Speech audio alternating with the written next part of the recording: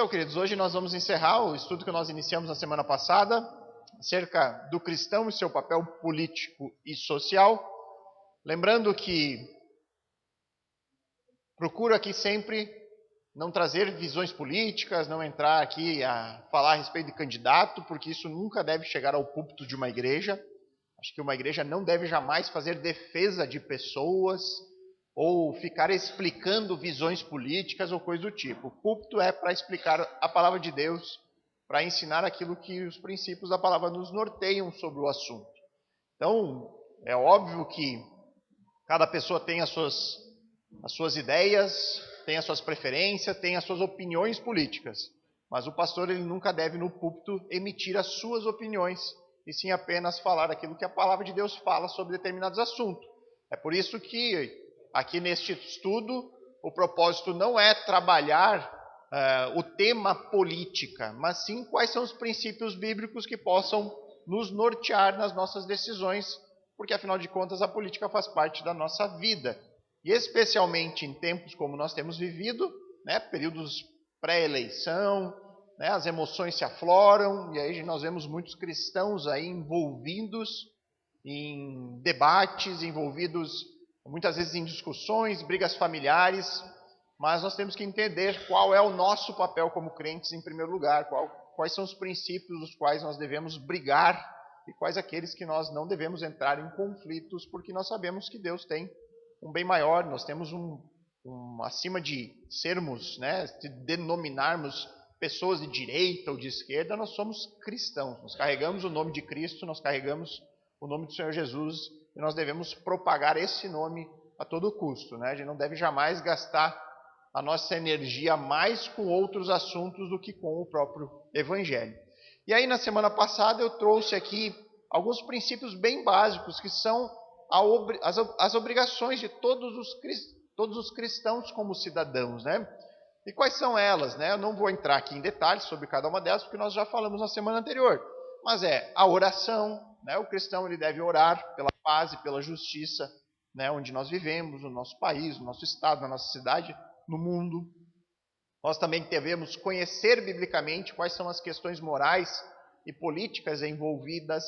Nós temos que conhecer a Bíblia para aprender qual é a posição que nós vamos defender, quais são os valores dos quais nós não abrimos mãos, nós não abrimos mão deles, Então nós vamos procurar por esses valores dentro daqueles que se colocam como candidatos, Então você vai escolher para quem você vai conceder o seu voto, você precisa conhecer quais são os valores morais dessa pessoa, o que ele crê sobre assuntos que são chaves nas escrituras, Qual é a opinião dele sobre a importância da família, o papel da família, assuntos de cunho moral como aborto, A gente tem que se interar sobre isso, primeiro biblicamente, saber o que a Bíblia fala sobre o assunto e depois buscar isso nessas pessoas. Depois nós somos chamados a agir. Deus, como nós falamos semana passada, Deus pode chamar muitos crentes a desempenhar um papel mais ativo nas questões políticas. Deus pode chamar cristãos e deve chamar cristãos para desempenhar papéis em posições dentro do governo. Chamar um irmão para ser candidato, isso pode acontecer. Então, muitas vezes, o cristão que se sente chamado nessa área, ele deve ir e deve se colocar à disposição de servir a Deus nessas posições. Também, estar preparado para sofrer, nós falamos sobre isso também, O nosso chamado cristão é, de certa forma, um chamado ao sofrimento, e também, nesta área, não é muito diferente. E, por fim, nós vimos que nós devemos, como crentes, ser bem informados. Bem informados, primeiramente sobre a Bíblia, nós somos o povo deste livro, nós temos que conhecer esse livro, temos que crescer dia a dia no conhecimento dele e buscar informações sobre quem nós vamos votar. E aí, então, votar, Como eu falei semana passada, quando nós abrimos mãos deste direito, no caso do Brasil, nós somos obrigados a votar, não é facultativo. Mas nós temos a opção de ir lá e anular o voto. Mas quando nós anulamos o voto, nós deixamos, de certa forma, de sermos bons despenseiros de Deus. Porque nós somos portadores dos princípios da verdade. Nós sabemos o que é inegociável. Nós sabemos quais são os princípios que podem fazer bem a uma nação. E aí nós, portadores disso, nós vamos deixar com que os outros decidam por nós? Nós não podemos criar uma ideia de que, não, eu só vou voltar na pessoa perfeita. Não, alguém vai governar. Alguém vai ser presidente do nosso país. E nós precisamos tomar uma decisão. Então nós temos que nos informar e votar. Hoje eu gostaria de trazer alguns princípios bíblicos a respeito do governo. Por que isso? Para que a gente não crie nenhuma expectativa falsa ou expectativas exageradas sobre o que o governo, o que o Estado deve fazer a nós. Então, nós, conhecendo os princípios bíblicos, nós também podemos analisar qual é a visão acerca do governo que determinado político tem, que aquele partido tem. Será que ele fecha com o que a Bíblia fala sobre isso? Então nós vamos ver alguns princípios, e aí vamos ver no texto bíblico. Como eu disse, eu não quero trazer aqui a minha opinião sobre o assunto, mas quero trazer aquilo que a Bíblia fala sobre isso. Então nós vamos ver alguns princípios a respeito do governo de acordo com as Escrituras. O primeiro princípio que nós encontramos no texto bíblico, é um princípio que nós vamos encontrar ainda lá no texto de Gênesis, que é papel do Estado, é papel dos governos, punir o mal e incentivar o bem. E aí eu peço que vocês abram suas Bíblias em Gênesis, capítulo 9, versos 5 e 6.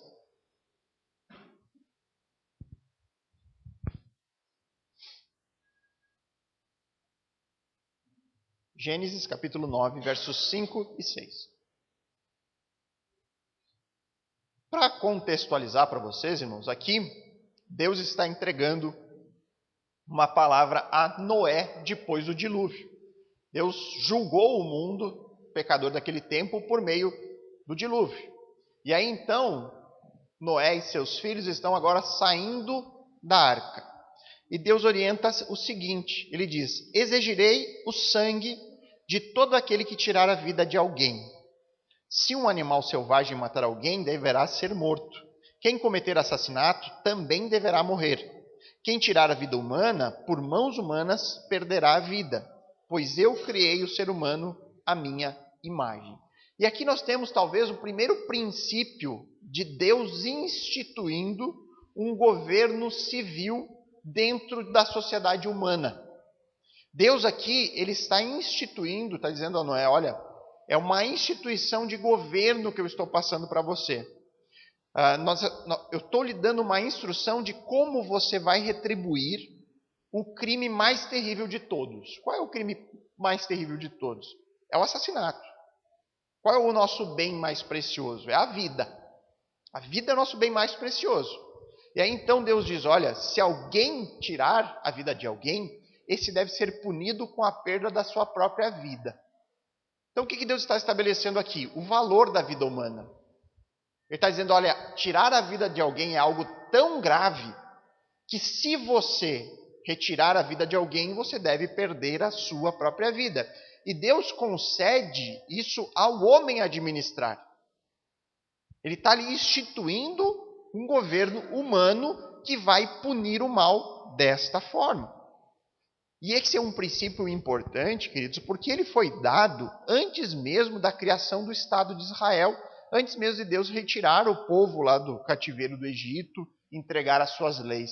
Foi lá no início dessa civilização, depois do dilúvio. Então isso, queridos, é aquilo que eu já disse várias vezes. Na Bíblia nem tudo foi escrito diretamente para nós, mas tudo foi escrito para o nosso proveito.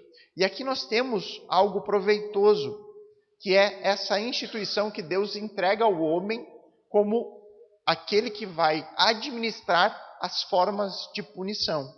Então, se você tem no princípio aqui, regulamentar, que Deus entrega o castigo mais severo para que o homem administre, isso se aplica também aos castigos menores. Significa que todo castigo e punição para crimes menores, o homem também pode administrar essa punição. Isso serve para quê? Para colocar um freio na maldade humana. Então Deus está colocando, olha como isso é grave. Pense bem antes de fazer. Isso é tão grave, assassinato é algo tão grave, que se você cometer, você perde o seu bem mais precioso, que é a própria vida. Essa é a ideia. Então, quando nós temos governos humanos que têm leis punitivas que são brandas, qual a consequência? O aumento dos crimes, o aumento da violência, o aumento de todos os outros crimes menores. É a sensação de que o crime compensa. Então, quando você diz assim, olha, se você matar alguém, você vai se apresentar, se não for em flagrante, 2 dias depois, ou não sei o que, e você vai responder isso em liberdade. O que você transmite para a população acerca do assassinato? Não tem tanta importância.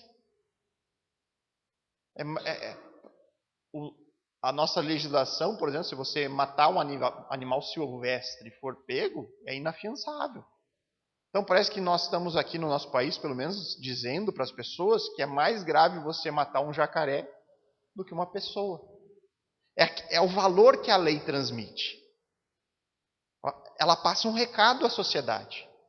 Então nós, vendo o princípio bíblico, daquilo que Deus coloca como aquilo de maior valor, nós devemos sempre procurar por opções de governos que tragam no seu plano um acréscimo nas leis, vamos reforçar, vamos aumentar as penas, vamos punir de fato as pessoas, porque isso transmite, isso dá um freio na maldade, no pecado humano.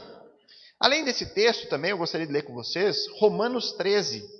É o texto mais clássico acerca deste assunto que nós estamos tratando, mas vamos ler aqui com calma Romanos 13, versos de 1 a 7.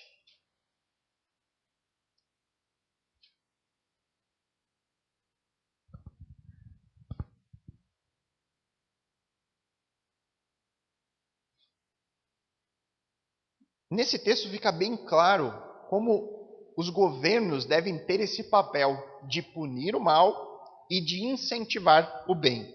Romanos 13, versos de 1 a 7. Diz assim o texto: todos devem sujeitar-se às autoridades, pois toda autoridade vem de Deus. E aqueles que ocupam cargos de autoridade foram ali colocados por ele. Portanto, quem se rebela contra a autoridade, se rebela contra o Deus que a instituiu e será punido. Pois as autoridades não causam temor naqueles que fazem o que é certo, mas sim nos que fazem o que é errado. Esse é o princípio, né? Você não vai, passa um carro da polícia, você tem medo porque a polícia está passando ali? Só se você fez algo errado. Senão você se sente bem, se sente protegido. Essa é a ideia. Você deseja viver livre do medo das autoridades? Faça o que é certo e elas o honrarão. As autoridades são os servos de Deus para o seu bem. Mas se você estiver fazendo algo errado, é evidente que deve temer, pois elas têm o poder de puni-lo, pois estão a serviço de Deus para castigar os que praticam o mal. Então você vê aqui bem claramente que o governo, o papel do Estado nesse sentido de punição, é refrear o homem. É refrear a pecaminosidade, é controlar o mal. E aí ele continua, portanto, sujeitem-se a elas, não apenas para evitar a punição, mas também para manter a consciência limpa. É por esse motivo também que vocês pagam impostos, pois as autoridades estão a serviço de Deus no trabalho que realizam. Deem a cada um o que lhe é devido, pague os impostos e tributos àqueles que os recolhem e honrem e respeitem as autoridades. Então, um texto bem usado, é tradicionalmente usado sobre a obediência civil, né, às leis, a pagamento de impostos e tudo mais. Então, nós vemos que o Estado, o governo, de acordo com a Bíblia, tem esse papel de controlar o mal no mundo. Talvez o papel principal do governo, biblicamente, é o papel da espada. Né? Ser aquele que condena o mal. Né? E ao condenar o mal, ele está exaltando os de bem. Né? Então nós devemos sim nos submeter às autoridades, nos submeter às regras, às leis civis. Devemos fazer isso porque entendemos que Deus é aquele que coloca as autoridades e Ele faz isso para o nosso bem, mesmo quando nós não gostamos daqueles que estão lá no comando. Nós temos que confiar que Deus coloca todos, é Deus quem coloca ali as autoridades. Inclusive depois nós vamos até ver o texto onde Jesus fala a Pilatos: olha, você não teria autoridade se Deus não colocasse aí. Mesmo Pilatos, um governador extremamente mal. Né? Certo? Então, o primeiro princípio que fica bem claro nas Escrituras é isso. Governos, eles devem sempre ter esse papel de punir o mal e incentivar o bem. Quando você vê projetos de governo que têm um caminho oposto, né? que trazem como proposta desencarceramento em massa ou coisas do tipo, desconfie. Desconfie. Tá? Acordo né, ventilando, a gente escuta aí, né, coisas de aproximação com partidos que são criminosos, né? Está fugindo do princípio bíblico. Depois, os governos, eles devem servir ao povo e buscar o bem dele, e não o dos governantes. Parece ser algo bem lógico, né? Infelizmente nem sempre acontece. Na grande maioria das vezes nós vemos o oposto, né? Os governos buscando seus próprios interesses e não os interesses da população. Mas vamos ver o que a Bíblia diz sobre isso. No Antigo Testamento, o profeta Samuel, ele ilustrou muito bem esse princípio, quando ele mesmo serviu como um juiz de Israel. Abram lá em 1 Samuel. 1 Samuel, capítulo 12.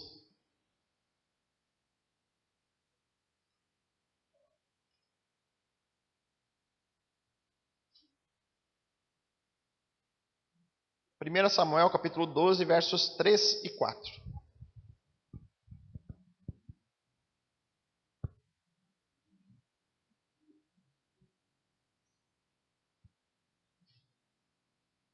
Aqui Samuel vai fazer uma avaliação do seu próprio serviço à comunidade de Israel naquele período. Ele serviu lá como um juiz, alguém que orientou o povo num determinado período. E ele fala ali sobre o seu papel como governante. Ele diz ali: aqui estou, testemunhe contra mim diante do Senhor e diante do rei que ele ungiu. De quem roubei um boi ou um jumento? Acaso enganei ou oprimi alguém? De quem aceitei suborno para perverter a justiça? Diga-me, e farei restituição se cometi alguma injustiça. Eles responderam: o Senhor nunca nos enganou, nem nos oprimiu, e nunca aceitou suborno. Então aqui nós temos o caso aqui de Samuel como um homem piedoso, um homem temente a Deus, que serviu ali num papel de um governante, ali, de um juiz, né? Os juízes de Israel, nesse período, eles tinham uma atuação muito localizada, né? Não era sobre a nação toda, geralmente era mais localizada nas tribos. Mas o ponto aqui é que ele diz: olha, eu sempre fiz as coisas com temor ao Senhor. Eu nunca aceitei suborno, nunca enganei ninguém e cumpri o meu papel. E o povo diz: de fato, esse governante sobre nós, esse juiz, foi um homem temente a Deus, honesto, que nunca aceitou nada. Agora o profeta também ele vai afirmar que se uma determinada pessoa tem poder sobre alguém, sobre uma nação, sobre um estado, e essa pessoa não teme a Deus, isso é um grande perigo. Por quê? Porque o homem pecador, ele sempre tende a abusar do poder que ele recebe. É por isso que é sempre muito perigoso quando há muito poder sobre a mão de uma única pessoa. Nós cremos que todos somos pecadores. Todo homem está em pecado. Mas o homem cristão, ele tem condições de ter uma visão correta e bíblica acerca dessa realidade, especialmente reconhecendo o seu próprio pecado. Agora, quando você tem um ímpio nessas posições, normalmente os efeitos são desastrosos. Só voltar um pouquinho aí no capítulo 8, 1 Samuel 8, versos 11 a 17.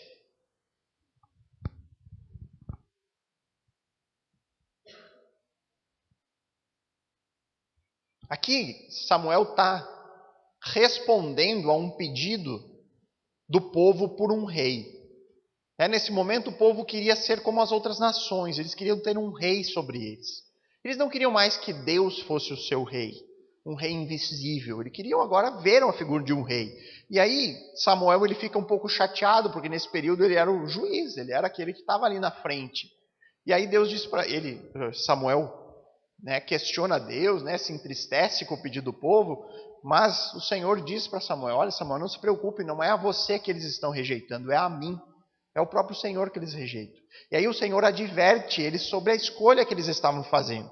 E ele diz ali, disse ele, aqui é o Senhor falando por meio do profeta, este é o modo como o rei governará sobre vocês.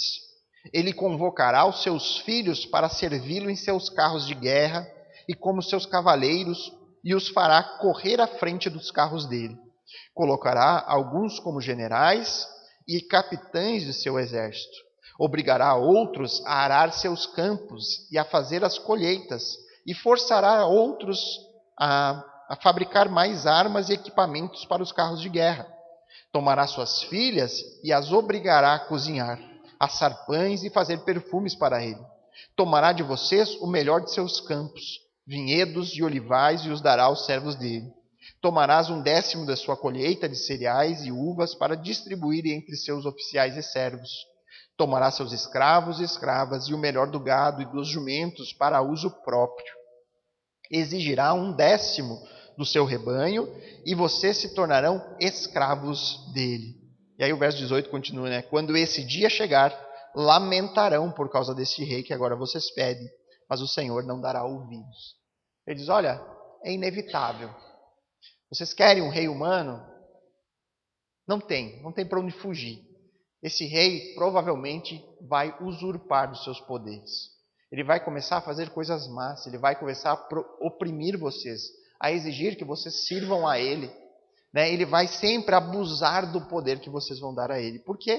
Porque o homem é pecador. Porque o homem é caído. Quantos reis bons Israel ou Judá teve? Muito poucos. A gente não conta nos dedos. Agora, quantos reis maus passaram? Nós vimos aqui numa quarta-feira com o pastor Adriano, né? Inúmeros. Usurparam do seu poder e não seguiram a Deus. E infelizmente, queridos, é o que nós vemos. É o que nós vemos nos nossos dias. Políticos que buscam os próprios interesses, que legislam em causa própria. Onde estão os cristãos de verdade, né? Os cristãos de verdade se ausentaram desse papel, né? Muitas vezes o cristão acha, a política é tão suja que eu não devo nem me meter. Mas aí, enquanto a gente não se mete, os maus vão lá e tomam conta. É por isso que lá nos princípios básicos está que o cristão ele deve agir. Se sentir chamado a isso, ele deve ir. E deve fazer porque vai ser luz. Talvez seja uma esperança, né? Você ter lá um verdadeiro cristão, como seria bom, né? Se nós tivéssemos um dos candidatos, seja lá presidente, a governador, mesmo a deputado, a gente tem, né, pessoas que você diz, nossa, esse é um crente de verdade. Esse eu voto sem medo, porque eu sei que ele reconhece os seus pecados e ele vai buscar servir a Deus. Não quer dizer que não venha a se corromper, mas pelo menos você tem ali uma opção de alguém que tem os valores, que vai poder lutar contra essa tentação que é o poder. O poder tenta o homem de tal forma que ele normalmente vai usurpar deste poder e acabar oprimindo o povo em benefício próprio. Depois, os cidadãos, eles devem sempre se sujeitar ao governo e obedecer às suas leis, mesmo que o rei seja mau, mesmo que o presidente não seja o que a gente quer.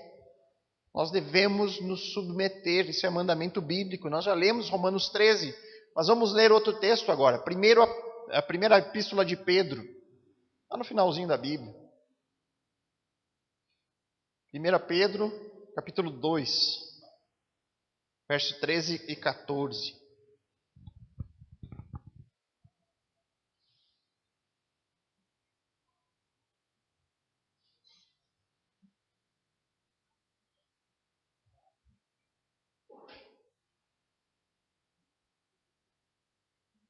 Primeira Pedro, capítulo 2, versos 13 e 14. O texto diz, por causa do Senhor, submetam-se a todas as autoridades humanas, seja o rei como autoridade máxima, seja os oficiais nomeados e enviados por ele para castigar os que fazem mal e honrar os que fazem o bem. Ele diz, olha, por causa do Senhor vocês farão isso. Porque é um mandamento, Deus está mandando. Se submetam. Submetam às autoridades.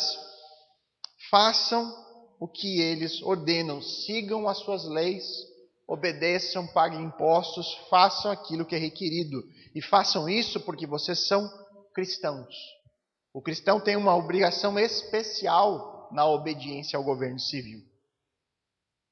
Vamos obedecer tudo e todo momento, em qualquer circunstância? Não, existe apenas uma exceção a isso. Uma exceção igualmente clara. Quando que nós não somos mais obrigados a obedecer? Quando a obediência ao governo implicar em desobediência a Deus. Neste caso, nós estamos livres. Nós temos, por exemplo, o caso lá de Daniel. Daniel, no capítulo 6, lá conta que o rei lá editou uma lei que proibia orações que não fossem dirigidas à estátua que ele erigiu lá, né? E aí Daniel, ele se submeteu a isso? Não fez mais orações ao Senhor? Não, ele continuou orando da mesma forma que sempre orou. E a partir daquele momento, Daniel se tornou um criminoso. Ele foi contra as leis da Babilônia, contra as leis do seu tempo. Mas por que ele foi contra a lei? Porque aquilo ia diretamente contra ao que a palavra ordena. Se nós sofrêssemos perseguição como cristãos e dissessem, olha, os cultos a Cristo, as igrejas evangélicas estão proibidas de se reunirem e cultuar a Deus. Vamos ficar em casa, trancados? Não vamos mais nos reunir como igreja? Não, nós vamos desobedecer. Vamos desobedecer e vamos prestar culto, nem que seja escondidos. Como por muito tempo a igreja cristã perseguida dos primeiros séculos fez. Se a lei disser, olha, todo pastor evangélico agora é obrigado a realizar casamentos homossexuais. Vamos fazer isso? Porque somos obrigados? Não. Nem que o pastor vá preso. Vai preso como um criminoso. Mas ele não vai obedecer a homens em detrimento da obediência a Deus. Em primeiro lugar a Deus, depois aos homens. Compete a nós agradar em primeiro lugar a Deus e depois os demais. Então a única exceção em relação à obediência é quando o governo exige algo que vá contra a palavra do Senhor. Ok? Mais alguns princípios aqui. Os governos devem proteger a liberdade humana. Os governos devem ter esse princípio, porque esse é um princípio que nós observamos desde o início da história humana. Lá no Éden, Deus deu liberdade de escolha para Adão e Eva. Deus deu liberdade a eles. Quando nós vamos para as Escrituras, a escravidão, por exemplo, ela sempre é colocada em uma conotação negativa. Quando a pessoa é escravizada ou obrigada a algo. Já a liberdade, ela tem sempre ela é sempre colocada em termos positivos. Por exemplo, você tem na lei de Israel, Deus sabendo que em muitos casos era comum na cultura israelita, uma pessoa se vender como escravo. A pessoa lá não tinha como se sustentar, se endividou, ela podia se vender como escravo, no sentido que ela trabalharia em troca do seu sustento, e ficaria lá vivendo com a família, trabalhando apenas para se alimentar e para se manter. Deus sabia disso, que isso aconteceria. E aí ele decreta o ano do jubileu. A cada 50 anos, todo escravo dentro de Israel deveria ser livre, deveria ser liberto, sem custo algum, sem nenhum tipo de empecilho. Então Deus é sempre favorável à liberdade humana. Nós temos esse princípio ao longo de todas as Escrituras. Então nós sempre devemos buscar governos que tenham essa bandeira clara de defender a liberdade das pessoas, de defender a liberdade humana. Quanto mais autoridade no Estado, isso é um perigo justamente por conta do que nós vimos antes, a tendência de usurpar os seus poderes e de acabar oprimindo o povo em benefício próprio.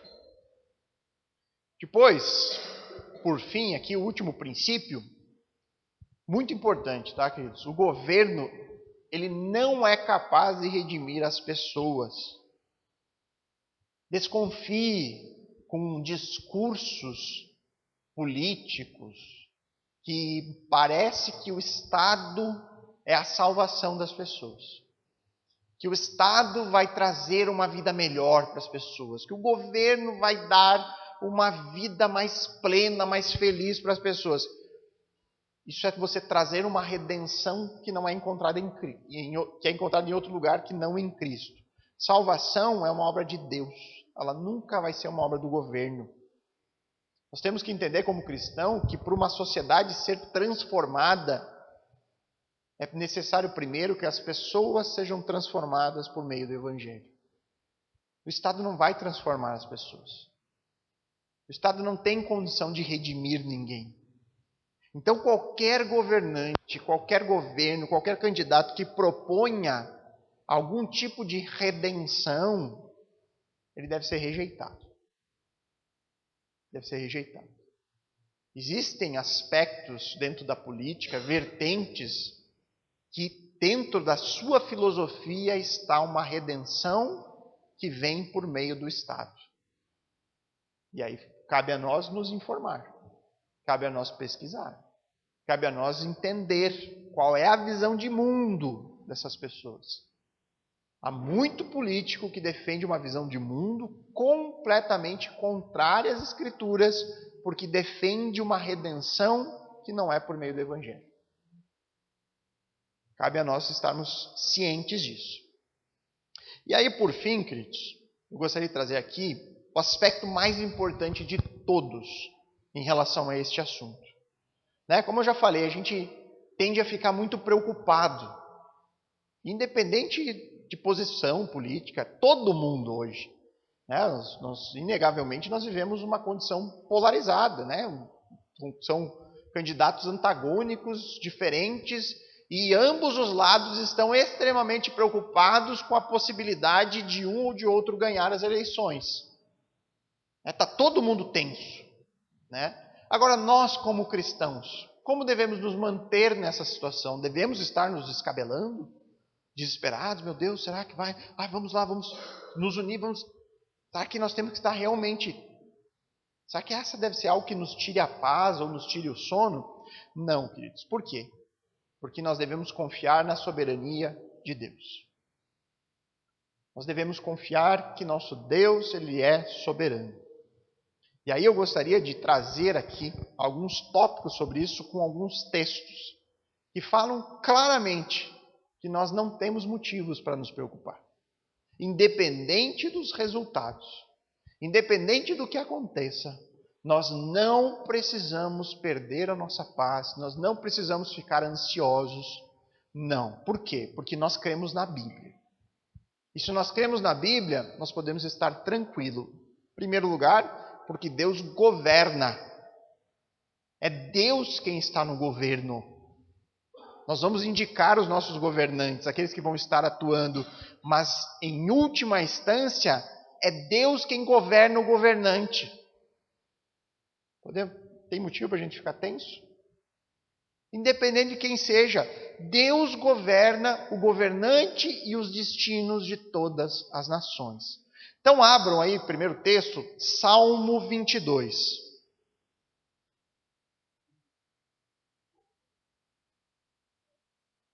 Salmo 22, verso 28.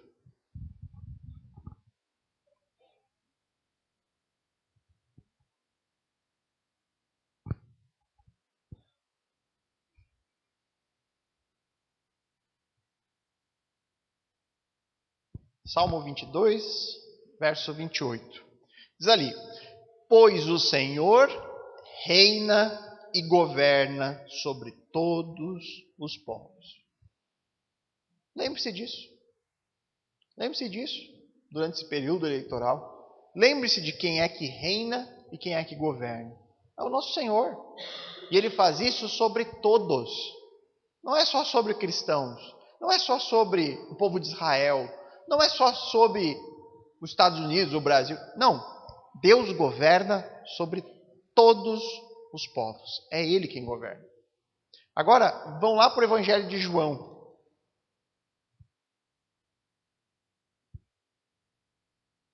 João capítulo 19.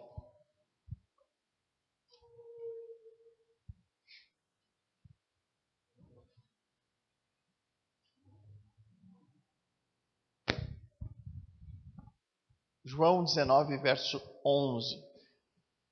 Aqui Jesus está no julgamento lá, diante de Pilatos, diante das autoridades romanas. E aí Pilatos, admirado ali com a postura de Jesus ali, ele questiona, você não fica com medo, não sabe que eu tenho poder para lhe condenar, eu tenho poder para ordenar a sua crucificação? E aí qual a resposta de Jesus para ele? Verso 11, Jesus disse, você não teria autoridade alguma sobre mim, se esta não lhe fosse dada de cima. Jesus enfatiza, olha, mesmo você, Pilatos, um governador romano, um ímpio, perverso, você não teria autoridade nenhuma se Deus não tivesse lhe dado essa autoridade. Se o Pai não tivesse te colocado nessa posição aí que você está. Então, queridos, seja qual for os nossos governantes que vão assumir o próximo mandato, saiba que Deus é quem colocou essas pessoas lá. Em última instância, há a vontade do Senhor. Sempre há a vontade de Deus. Não devemos fazer nada, então devemos ficar em casa, nem vamos votar. Não, nós vamos fazer a nossa parte. Como nós vimos o que nós precisamos fazer. Mas nós temos que descansar. Descansar, independente do que aconteça, é Deus quem governa. É Deus quem decide o destino das nações. Se Deus escolheu o pior dos candidatos e que a gente venha enfrentar aí 4 anos de um governo terrível, Deus quis assim. Deus quis assim. Ele tem os seus propósitos. A gente pode não entender, mas a gente confia. Deus vai cuidar de nós. Deus vai nos guardar. Deus não vai nos deixar faltar nada, porque Ele promete isso a nós. Então confiemos. O mundo está caminhando para onde Deus quer que ele caminhe. Depois, nós devemos ter a certeza de que Deus realizará seus bons propósitos na terra. Vamos lá para Romanos, capítulo 8. Romanos 8, verso 28.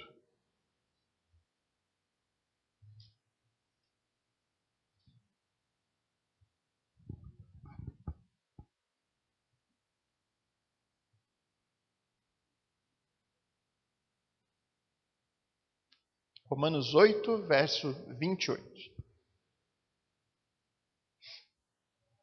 E sabemos que Deus faz todas as coisas cooperarem para o bem daqueles que o amam e que são chamados de acordo com o seu propósito. Deus faz todas as coisas. Todas as coisas cooperam para o nosso bem. Mesmo que a gente não entenda. Mesmo que a gente esteja enfrentando algo ruim na nossa vida, uma circunstância inesperada. A palavra de Deus diz que tudo é feito para o nosso bem. Tudo. Tudo é para o nosso crescimento. Tudo é para nos moldar. Tudo é para nos aperfeiçoar. Todas as coisas. Muitas vezes Deus disciplina os seus filhos, mas Ele faz isso para o bem, para o crescimento, para a maturidade. Agora vamos lá para Isaías. Não poderia deixar de citar esse texto. Isaías 46.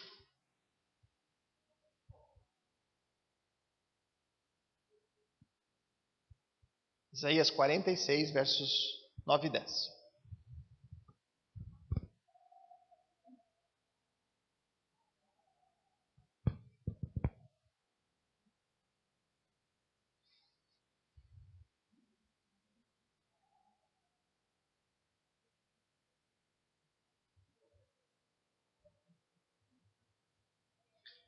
Diz ali: lembrem-se do que fiz no passado. A gente pode olhar para as Escrituras, ver o que Deus já fez. todos os seus planos se concretizando, as suas profecias se realizando, né? Tantas e tantas profecias cumpridas na pessoa de Cristo, no seu nascimento, morte e ressurreição, e a gente pode lembrar, olha, Deus fez tudo aquilo que Ele disse. Realmente, Deus cumpriu, Deus fez o que Ele disse que ia fazer. Nós vimos aqui no Evangelho de Mateus, Jesus falando, né? Olha, é necessário que eu sofra nas mãos dos religiosos, que eu morra, que eu ressuscite. E tudo aconteceu como Ele disse. Então lembre-se disso. Lembre-se de tudo que Deus falou que ia fazer e fez. Pois somente eu sou Deus e não há outro semelhante a mim. Só eu posso lhes anunciar desde já o que acontecerá no futuro. Todos os meus planos se cumprirão, pois faço tudo o que desejo. Deus é todo-poderoso. Ele faz tudo aquilo que Ele quer. Nenhum plano de Deus pode ser frustrado. Então, seja o que acontecer, é plano de Deus. Deus quis assim. E nós nos submetemos à vontade de Deus. E nós descansamos, porque nós sabemos que Deus faz tudo para o nosso bem. Aí você começa a juntar as peças do quebra-cabeça. E aí você consegue confiar um pouco mais. Você consegue descansar mais. Você consegue encontrar uma paz nessas circunstâncias. Depois, Deus opera por meio de ações humanas para realizar os seus propósitos. Eu gostaria que você abrisse 2 Timóteo. 2 Timóteo, capítulo 2.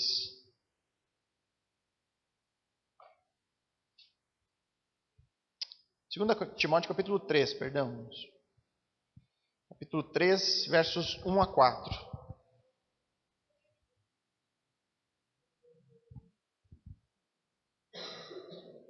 Aqui é algo que nós temos que estar ciente. Olha o que ele diz. Saiba que nos últimos dias haverá tempos muito difíceis, porque as pessoas só amarão a si mesmas e ao dinheiro. Serão arrogantes e orgulhosas, zombarão de Deus, desobedecerão seus pais e serão ingratas e profanas. Não terão afeição, nem perdoarão. Caluniarão outros e não terão autocontrole. Serão cruéis e odiarão o que é bom. Trairão os amigos, serão imprudentes e cheios de si, e amarão os prazeres em vez de amar a Deus. Aí depois pule lá para o verso 12 e 13. Sim, e todos os que desejam ter uma vida de devoção em Cristo Jesus sofrerão perseguições, mas os perversos e impostores irão de mal a pior, enganarão outros e eles próprios serão enganados. Nós vemos por esse texto que Deus decidiu não remover o mal da terra no tempo presente. Ele coloca, olha, neste momento que vocês vivem, na era da igreja, nesses últimos dias, que é o tempo da ressurreição ao retorno, serão tempos muito difíceis. Deus nos diz isso. Ele diz, olha, não vai ser um tempo facinho, não vai ser um passeio no bosque, vai ser um campo de batalha para vocês. Saiba que vocês que têm devoção em Cristo sofrerão. Inevitável. No tempo presente, Deus decidiu que o mal permaneceria. E Ele nos chama, como cristãos, a agir e a servir neste tempo com sofrimento. Como que nós somos chamados? A orar. Como eu falei lá no início. Oração. Orar por justiça. Orar pelos nossos governantes. Orar para que as pessoas, para que os cristãos ajam de maneira cristã de fato. Orar por nós mesmos, pelas nossas vidas, pelos nossos irmãos, nós somos chamados. Nós somos chamados também a evangelizar, a mostrar para esse mundo mal qual é a única forma de reverter esse problema no mundo. Qual a única forma de acabar com a corrupção? Qual a única forma de acabar com o mal? É por meio do evangelho. E nós somos chamados também a obedecer. Sermos luz neste mundo. Sermos diferentes. Mostrar Cristo em meio ao mundo em pecado. Deus opera por meio das nossas ações aqui no nosso tempo presente. E este tempo é um tempo difícil. Não é um tempo fácil. Então muitas pessoas colocam as suas esperanças no governante, naquele candidato. Mas se ele ganhar, nós vamos ter um tempo melhor. Talvez até tenhamos um tempo melhor, mas você vai se decepcionar uma hora ou outra. Porque não são perfeitos, são pecadores. A grande maioria são ímpios. A nossa principal esperança é na atuação do cristão no mundo. Em oração, evangelizando e vivendo de forma diferente. É nisso que nós temos que focar como crentes. Em vez de gastar toda a nossa energia em debate político, devemos gastar a nossa energia obedecendo a palavra do Senhor e sendo luz. Assim nós faremos diferença. Desta forma. Por fim, então, queridos, principal de todos agora. A nossa confiança está em Cristo. Cristo voltará e um dia governará as nações. É neste momento que nós vamos ver o governo perfeito, o governo ideal. O governante sem falhas, sem pecado, sem injustiça, sem usurpar poder. É neste momento. Então a nossa esperança nunca está no candidato tal. Nossa esperança nunca está no partido tal. Não, a nossa esperança é Cristo e o seu reino. É isso que nós almejamos. É isso que nós esperamos. Vamos voltar lá para Isaías. Estamos terminando, prometo. Isaías 26, verso 3.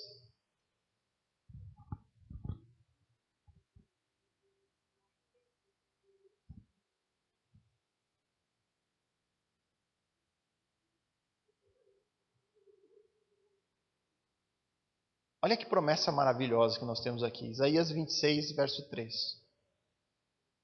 Tu guardarás em perfeita paz todos os que em ti confiam, aqueles cujo propósito estão firmes em ti. Quer ter paz? Confie no Senhor. Deus guardará em perfeita paz aqueles que confiam, aqueles cujos propósitos estão firmes nele. Agora vamos lá para 1 Tessalonicenses. 1 Tessalonicenses, capítulo 4.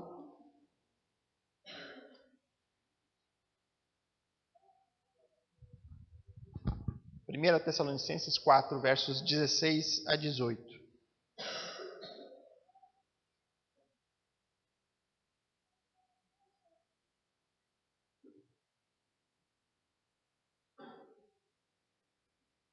Primeira Tessalonicenses 4, versos 16 a 18.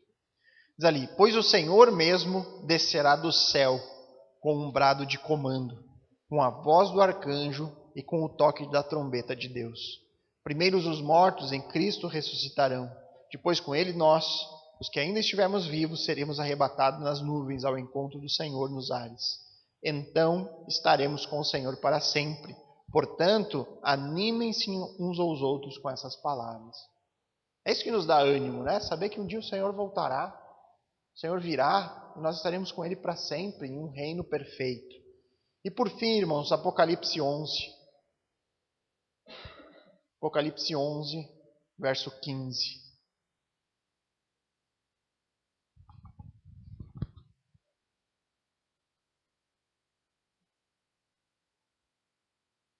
Apocalipse 11, verso 15.